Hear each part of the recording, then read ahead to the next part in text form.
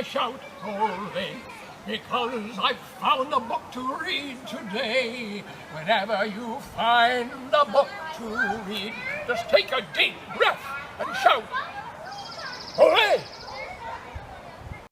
Ole, ole, we shout, ole, ole, because I found a book today. Whenever you find a book to read, to shout, ole!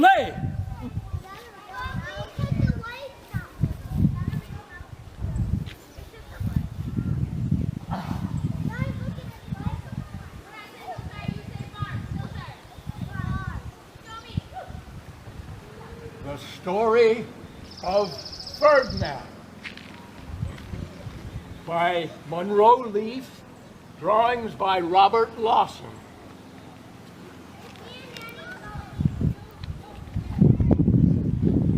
Once upon a time in Spain.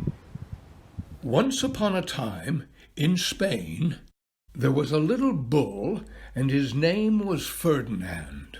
All the other little bulls he lived with would run and jump and butt their heads together, but not Ferdinand. He liked to sit just quietly and smell the flowers. He had a favorite spot out in the pasture under a cork tree. It was his favorite tree, and he would sit in its shade all day and smell the flowers. Sometimes his mother, who was a cow, would worry about him. She was afraid he would be lonesome all by himself. "Why don't you run and play with the other little bulls, and skip and butt your head?" she would say. But Ferdinand would shake his head. "I like it better here, where I can just sit quietly and smell the flowers." His mother saw that he was not lonesome, and because she was an understanding mother, even though she was a cow, she let him just sit there and be happy. As the years went by, Ferdinand grew and grew until he was very big and strong. All the other bulls who had grown up with him in the same pasture would fight each other all day. They would butt each other and stick each other with their horns. What they wanted, most of all, was to be picked to fight at the bullfights in Madrid. But not Ferdinand. He still liked to sit just quietly under the cork tree and smell the flowers. One day, 5 men came in very funny hats to pick the biggest, fastest, roughest bull to fight in the bullfights in Madrid. All the other bulls ran around snorting and butting, leaping and jumping, so the men would think that they were very, very strong and fierce and pick them. Ferdinand knew that they wouldn't pick him, and he didn't care. So he went out to his favorite cork tree to sit down. He didn't look where he was sitting, and instead of sitting on the nice cool grass in the shade, he sat on a bumblebee. Well, if you were a bumblebee and a bull sat on you, what would you do? You would sting him, and that is just what this bee did to Ferdinand. Wow, did it hurt! Ferdinand jumped up with a snort. He ran around puffing and snorting, butting and pawing the ground as if he were crazy. The 5 men saw him, and they all shouted with joy.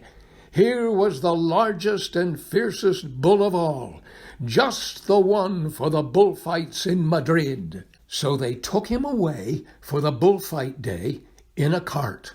What a day it was! Flags were flying, bands were playing, and all the lovely ladies had flowers in their hair.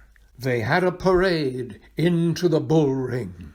First came the banderilleros with long sharp pins with ribbons on them to stick in the bull and make him mad. Next came the picadores, who rode skinny horses, and they had long spears to stick in the bull and make him madder. Then came the matador, the proudest of all. He thought he was very handsome and bowed to the ladies. He had a red cape and a sword and was supposed to stick the bull last of all. Then came the bull, and you know who that was, don't you? Ferdinand. They called him Ferdinand the Fierce, and all the banderilleros were afraid of him, and the picadores were afraid of him, and the matador was scared stiff. Ferdinand ran to the middle of the ring, and everyone shouted and clapped because they thought he was going to fight fiercely and butt and snort and stick his horns around. But not Ferdinand. When he got to the middle of the ring, he saw the flowers in all the lovely ladies' hair, and he just sat down quietly and smelled. He wouldn't fight and be fierce, no matter what they did. He just sat and smelled. And the banderilleros were mad, and the picadores were madder, and the matador was so mad he cried because he couldn't show off with his cape and sword. So they had to take Ferdinand home, and for all I know, he is sitting there still, under his favorite cork tree, smelling the flowers, just quietly. He is very happy. The end. Olé!